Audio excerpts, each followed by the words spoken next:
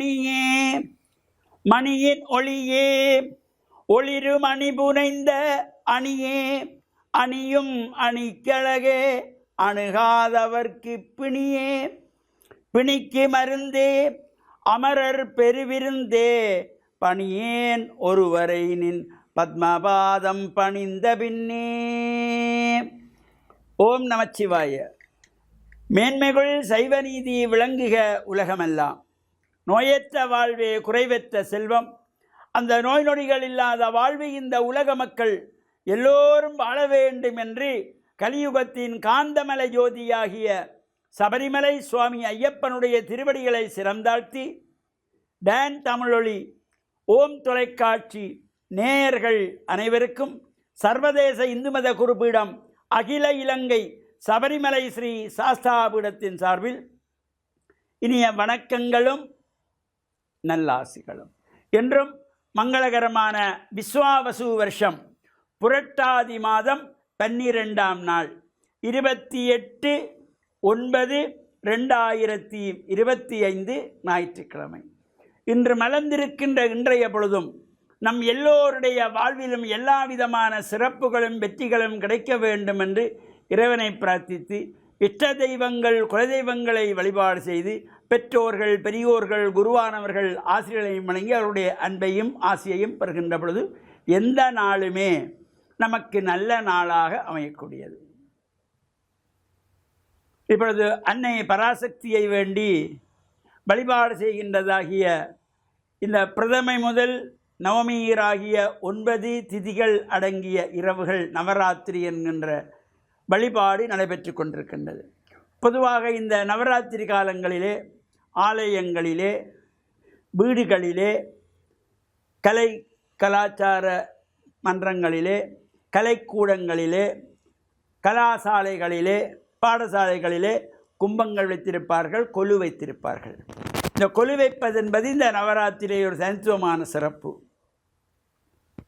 அந்த சராசரங்கையை ஆளுகின்ற அன்னை பராசக்தியை மலைமகளாக அலைமகளாக கலைமகளாக வழிபாடு செய்கின்ற இந்த நவராத்திரியிலே இந்த கொலு வைத்திருப்பார்கள்.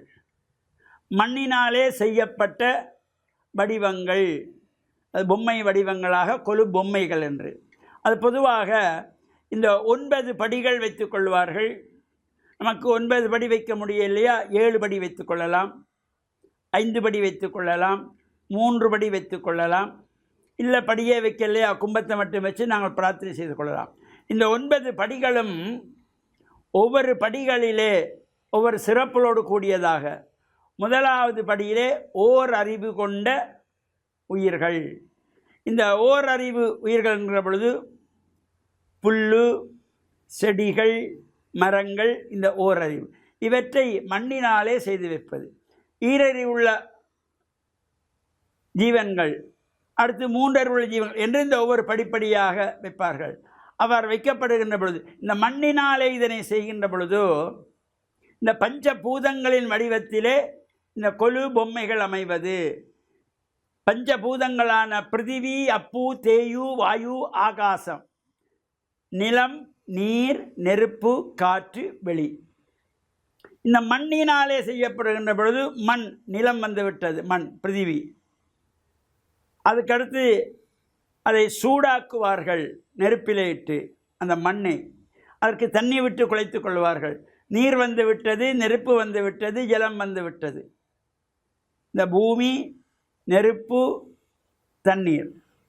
அடுத்து அதனை அது காற்றின் மூலமாக அது காய்ந்து ஆகாயத்தை நோக்கி அதையெல்லாம் காய வைக்கின்ற பொழுது ஆகாயத்தில் வருகின்ற காற்றோடு கலந்து இந்த பஞ்சபூதங்களின் வடிவத்திலே இந்த மண்ணினாலே பொம்மைகளை செய்து ஒவ்வொரு வடிவமாக ஒவ்வொரு அடுக்கிலே வைத்துக் கொள்வார்கள். அதிலே இந்த 3வது அறிவு, 4 அறிவுள்ள ஜீவன்கள், 5 அறிவுள்ள பிராணிகள், 6 அறிவுள்ள மனிதர்கள் என்று ஒவ்வொன்றையும் வைத்து 7 அறிவுள்ள தேவர்கள் முனிவர்கள் ஞானிகள் தபசிகள் ஒவ்வொன்றாக வைத்து அங்கே அஷ்டலட்சுமிகள் தச அவதாரங்கள் போன்ற சிறப்பான வைத்து மேலே 9வது படியிலே அன்னை பராசக்தியை துர்காலட்சுமி சரஸ்வதியாக வழிபாடு செய்கின்ற சிறப்போடு கூடியதாக அனுஷ்டிக்கப்பட்டு வருகின்றதாகிய இந்த நவராத்திரி விசேஷ பூஜை வழிபாடுகளிலே யாரெல்லாம் கலந்து பிரார்த்தனை செய்கின்றார்களோ அவர்களுக்கு எல்லா சிறப்புகளும் கிடைக்கின்ற வகையிலும் இந்த நவராத்திரி காலத்திலே இல்லங்கள் தேடி வருகின்ற சுமங்கலிகள், கன்னிப்பெண்கள், குழந்தைகள் இவற்றையெல்லாம் அம்பாளாக பாவித்து அவர்கள் அமர்ற இடத்திலே ஒரு கோலமிட்டு ஆசனம் போட்டு அமர வைத்து பாத்தியார்க்கியம் கொடுத்து அவர்களுக்கு மஞ்சள், குங்குமம், வெற்றிலை, பழம், தேங்காய், எலுமிச்சம்பழம், பூக்கள், சில்லறை காசுகள் இவையெல்லாம் கொடுத்து உபச்சாரங்களை கொடுத்து உபசரிக்கின்ற ஒரு சிறப்போடும், முடிந்தவர்கள் அவர்களுக்கு சேலை கொடுக்கலாம், பட்டு பாவாடை கொடுக்கலாம், எது நமக்கு முடிகிறதோ அவற்றையெல்லாம் நல்ல மனதோடு கொடுத்து இந்த அன்னை பராசக்தியினுடைய அருள் பெற்று மண்ணில் நல்ல வண்ணம் வாழ டான் தமிழொலி ஓம் தொலைக்காட்சி நேயர்கள் அனைவருக்கும் சர்வதேச இந்து மத குருபீடத்தின் சார்பில் நல்ல ஆசிகளை கூறிக்கொள்வதில் மனமகிழ்வு கொள்கிறோம். சர்வே ஜனாக சுகினோ பவந்து சமஸ்த சன் மங்களானி சந்து சுபம்.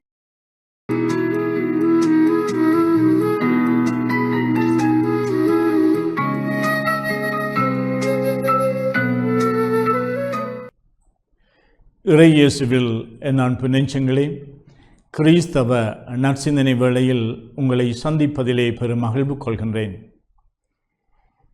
ஆண்டவர் இயேசு தம்முடைய சீடர்களை அழைத்து தன்னோடு இருத்தி தன்னோடு அவர்களை தன்னுடைய போதனைக்கு செவிமடுத்து தன்னுடைய புதுமைகளை பார்த்து இவ்வாறு அவர்களை எல்லாம் உருவாக்கம் செய்து அனுப்புகின்றார். எங்கே அனுப்புகின்றார்? எதற்காக அனுப்புகின்றார்? ஊரூராக நீங்கள் சென்று நற்செய்தியை போதியுங்கள் என்று. அப்பொழுது அவர்களுக்கு கொடுக்கின்ற 2 விடயங்கள், ஒன்று அதிகாரம், மற்றது அறிவுரை. அதிகாரம் என்பது அவர்கள் பணியாற்றுகின்ற பொழுது அவர்கள் வல்லமை உள்ளவர்களாக, அவர்களுடைய வார்த்தை அதிகாரம் உள்ளதாக இருந்தது. அவர்களுடைய போதனை மக்களுடைய மனங்களிலே ஆழ பதியக்கூடிய ஆற்றல் படைத்ததாக இருந்தது. அவர்கள் நோய்வாய்ப்பட்டவர்கள் அல்லது தங்களுடைய வாழ்க்கையிலே துன்பங்களை சுமந்தவர்கள், இவர்களுடைய சுமைகளை குறைத்து அவர்களை ஆற்றுப்படுத்தி குணப்படுத்தி அவர்களை வாழ வைக்கின்ற வல்லமை உள்ளவர்களாக இருந்தார்கள். அதே வேளையிலே சில அறிவுரைகளையும் கூறினார். நீங்கள் வெறுங்கையோடு போங்கள். நீங்கள் உங்களுடைய பயணத்திற்கு உணவுக்கு தேவையானவற்றை கொண்டு செல்ல வேண்டாம். ஏனென்றால் ஒரு பணியாளர் அவருக்கு அந்த மக்கள் அந்த பணியை ஏற்றுக்கொள்ளுகின்ற பொழுது உங்களை அவர்கள் தாவரிப்பார்கள், பராமரிப்பார்கள். உங்களுக்கு தேவையானவற்றையெல்லாம் அவர்கள் செய்வார்கள். இது இன்று வரை இடம்பெற்று கொண்டு வருகின்றது. பணியாளர்கள் எதை கொடுப்பதற்காக செல்லுகின்றார்கள் என்றால், ஏதோ பணத்தையும் பொன்னையும் வெள்ளியையும் என்னிடம் இல்லை என்று சொல்லி பேதுரு போதிக்கின்றார். ஆனால் ஆண்டவர் இயேசுவினுடைய வல்லமையை உனக்கு தருகின்றேன் என்று சொல்லி ஒரு முடவனை எழுந்து நிற்க பண்ணுகின்றார். இவ்வாறு இந்த பணியாளர்களுக்கு கொடுக்கின்ற அறிவுரை, பற்றற்றவர்களாக எதிர்பாராமல் நீங்கள் பணியாற்றுங்கள் என்று. இவ்வாறு தான் நாங்கள் புனித பிரான்சிஸ் அசிசியாருடைய வாழ்வை பார்க்கின்றோம். தன்னுடைய பெற்றோருடைய சொத்துக்களை எல்லாம் அவர் ஜன்னல் வழியாக வெளியே எறிந்துவிட்டு ஏழ்மையை அணைத்து கொண்டார் என்று. அன்னை தெரேசாள் எங்களுக்கு புதுமையான ஒரு புனிதை. அவர் தன்னுடைய மடங்களிலே சொத்துக்களை சேர்த்து வைக்கவில்லை, உள்ளங்களை அவர் அன்பு செய்தார். ஏழையர்களை அன்பு செய்ய வேண்டும் என்று புறப்பட்டார். வீதிகளுக்கு ஊரூராக புறப்பட்டார்.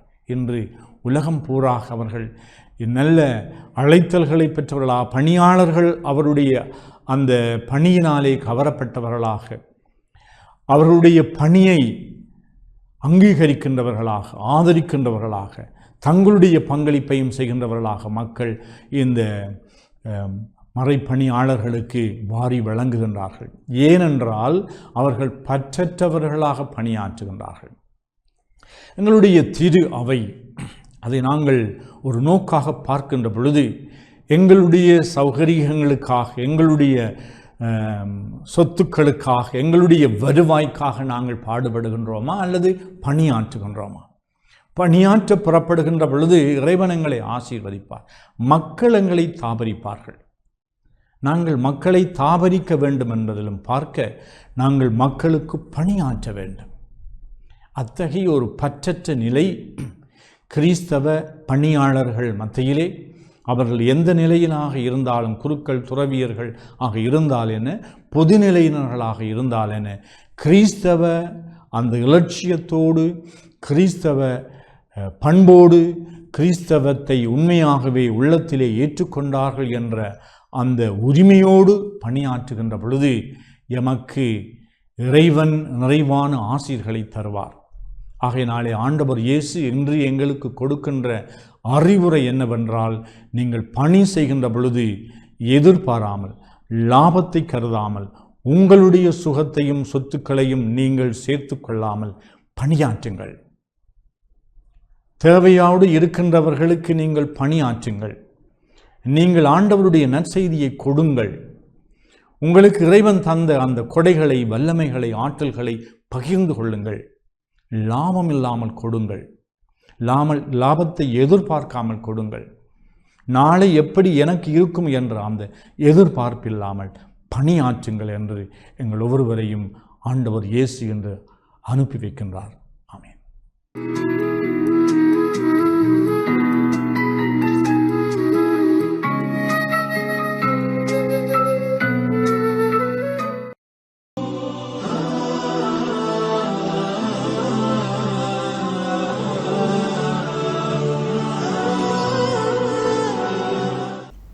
அஸ்ஸலாமு அலைக்கும் வரஹ்மத்துல்லாஹி வபரகாத்துஹு. அன்பின் ஈமானிய உறவுகளே, இந்த நேரத்தில் நாங்கள் எங்கள் எல்லோருக்கும் ஒரு முன்மாதிரியாக திகழ்ந்த நபித்தோழர்கள் உருவானான அப்துல்லா பின் ஹுதாஃபா ரலியல்லாஹுடைய வரலாற்றை பற்றி உங்களுக்கு ஒரு சிறு வரலாற்று சம்பவத்தை கூறலாமின் ஆசைப்படுகின்றேன். அதாவது, இந்த அப்துல்லா பின் ஹுதாஃபா ரலியல்லாஹு அவர்கள் காஃபிராக இருந்து இஸ்லாத்தை ஏற்றுக்கொள்கின்றார்கள். இவர்கள் இஸ்லாத்தை ஏற்றதன் காரணமாக காஃபிர் அரசாங்கத்தால் சிறைபிடிக்கப்படுகின்றார். ரோம அரசர்கள், பாரசீக அரசர்கள் இந்த அப்துல்லா பின் ஹுதாஃபா அவர்களை சிறைபிடிக்கின்றார்கள். அந்த நேரம் இந்த ரோம அரசன் சொல்கின்றான், ஹுதாஃபா, நீ இஸ்லாத்தை விட்டுவிடு, உனக்கு என்னுடைய மகளை திருமணம் செய்து தருகின்றேன். அன்பான உறவுகளை யோசித்து பாருங்கள். ஒரு இளவரசனுடைய மகளை திருமணம் செய்தால் என்ன பட்டம் கிடைக்கும்? ஆனால் இந்த அப்துல்லா பின் ஹுதாஃபா ரலியல்லாஹு அவர்கள் முடியாது என்று சொல்லிவிடுகின்றார். உடனே அரசன் சொல்கின்றான், ஹுதாஃபா, நீ இந்த இஸ்லாத்தை விட்டுவிடு, இந்த நாட்டினுடைய அரசனாக உன்னை நியமிக்கின்றேன். சுபஹானல்லாஹ், யோசித்து பாருங்கள். அந்த அரசன் பட்டம் கிடைத்தாலும் சரி, எனக்கு இந்த இஸ்லாத்தை விட்டுவிட முடியாது என்று ஹுதாஃபா அவர்கள் முடியாது என்று சொல்லிவிடுகின்றார். உடனே அரசன் சொல்கின்றான், ஹுதாஃபா, நீ ஆசையால் மயங்கவில்லை. அந்த நேரம் ஹுதாஃபா ரலியல்லாஹு அவர்கள் பார்த்து கொண்டிருக்கின்றார்கள். அவர்களுக்கு முன்னால் 2 சிறை கைதிகள் பிடிக்கப்படுகின்றார்கள். பிடிக்கப்பட்டு அருகிலே பார்க்கின்றார்கள், ஒரு வெந்நீர் பாத்திரம் கொதித்து கொண்டிருக்கின்றது. அந்த நேரம் சுடுநீரால் கொதித்து கொண்டிருக்கக்கூடிய அந்த பாத்திரத்திலே அந்த காவலாளிகள் 2 சிறை கைதிகளையும் அப்படியே போடுகின்றார்கள். அந்த சுடுநீரிலே போட்டவுடன் நாங்கள் யோசித்து பார்க்க வேண்டும். எங்களுடைய உடம்பிலே சிறியோரோ நெருப்பு காயம் ஏற்பட்டால் எங்களால் தாங்க முடியாது. ஆனால் அந்த 2 காவலாளிகளையும் அப்படியே போடக்கூடிய நேரம் கைகள் வேறாக பிரிகின்றது, கால்கள் வேறாக பிரிகின்றது. அந்த 2 மனிதர்களுடைய உடம்பும் வெவ்வேறாக பொசுங்கி பிரியக்கூடிய நேரம் அந்த பாத்திரம் முழுவதும் இரத்த கரையாக மாறுகின்றது. ஆனால் ஹுதாஃபா அவர்கள் அந்த நேரத்திலே கண்களுண்டாக பார்த்து கொண்டிருக்கின்றார்கள். இந்த நேரம் அரசன் சொல்கின்றான், ஹுதாஃபா, நீ இஸ்லாத்தை விட்டுவிடவில்லை என்றால் உனக்கும் இதே நிலைமைதான். ஹுதாஃபா அவர்கள் சொன்னார்கள், அரசனே, என்னுடைய உயிரை வேண்டுமானால் நீ கைப்பற்றலாம், ஆனால் என்னுடைய ஈமானை நீ எதுவும் செய்ய முடியாது. உன்னுடைய மரணத்திற்கு என்னுடைய ஈமான் அஞ்சாது என்று சொன்னவுடன் ஹுதாஃபா அவர்களை பார்த்து அரசன் சொல்கின்றான், ஹுதாஃபா, உனக்கு ஒரு நாள் அவகாசம் தருகின்றேன். நாளைய தினம் இதே நேரத்திலே நீ இஸ்லாத்தை விட்டுவிட்டு என்னுடைய கிறிஸ்தவ மதத்தை நீ ஏற்றுக்கொள்ளாவிட்டால் உனக்கும் இதே நிலைமைதான் என்று சொல்லிவிடுகின்றான். அந்த சபை கலைகின்றது. மறுநாள் வருகின்றது. அந்த நேரம் அடுத்த நாள் அந்த சபை ஒன்று கூடுகின்றது. ஆனால் அந்த ஹுதாஃபா ரலியல்லாஹு அன்ஹு அவர்கள் கொண்ட கொள்கையிலே உறுதியாக இருக்கின்றார்கள். என்னுடைய உயிரே போனாலும் இந்த இஸ்லாத்தை நான் ஒருபோதுமே விட்டுவிட மாட்டேன். என்னுடைய உயிரை இவன் கைப்பற்றினால் கைப்பற்றட்டும், ஆனால் இந்த இஸ்லாத்தை விட்டு நான் மாற மாட்டேன் என்ற கொண்ட கொள்கையிலே உறுதியாக இருக்கின்றார்கள். இந்த நேரத்திலே ஹுதாஃபாவை அந்த அரசன் அழைக்கின்றான். ஹுதாஃபா அவர்கள் கொண்ட கொள்கையிலே உறுதியாக இருக்கின்றார்கள். உடனே அந்த அரசன் கோவப்படுகின்றான். கோவப்பட்டு உடனே அந்த ஹுதாஃபா அவர்களை சிறைப்பிடிக்குமாறு கட்டளையிட்டு அந்த நேரம் ஹுதாஃபா ரலியல்லாஹு அன்ஹு அவர்கள் அப்படியே கழுமரத்தில் ஏற்றப்படுகின்றார்கள். தலைகீழாக தொங்குவிடப்படுகின்றார்கள். கண்களுக்கு முன்னால் அந்த காட்சியை கொண்டு வந்து பாருங்கள். ஹுதாஃபா ரலியல்லாஹு அன்ஹு அவர்கள் தலைகீழாக தொங்கிக் கொண்டிருக்கின்றார்கள். கீழே வெந்நீர் பாத்திரம் கொதித்து கொண்டிருக்கின்றது. அந்த சுடுநீர் கொதித்து கொண்டிருக்கின்றது. ஹுதாஃபா ரலியல்லாஹு அன்ஹு அவர்கள் தலைகீழாக தொங்கிக் கொண்டிருக்கின்றார்கள். இந்த நேரம் கடுமையான அந்த வெப்ப சூழ்நிலை. ஆனால் ஹுதாஃபா அவர்கள் அழுகின்றார்கள், கடுமையாக அழுகின்றார்கள். கண்ணீர் வடிந்து கொண்டிருக்கின்றது. இதை கண்ட அந்த அரசன் மிகவும் ஆச்சரியப்படுகின்றான், கவலைப்படுகின்றான். உடனே சொல்லினான், ஹுதாஃபாவை இறக்குங்கள், இறக்குங்கள்.